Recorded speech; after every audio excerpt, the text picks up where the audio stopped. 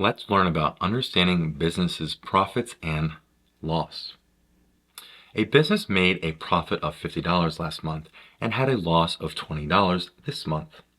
Write and explain the inequality comparing these two values.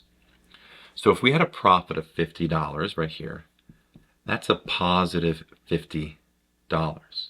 If we had a loss of $20, that loss is a negative value. We lost that money, all right?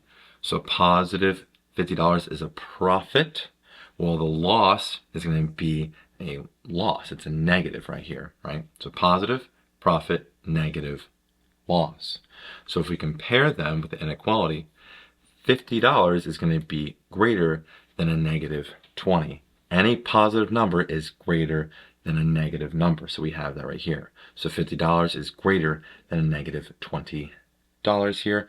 Negative 20 is like a debt in a sense, and 50 is that positive value, is a profit right there. So we have a loss of negative 20 and a gain of positive $50.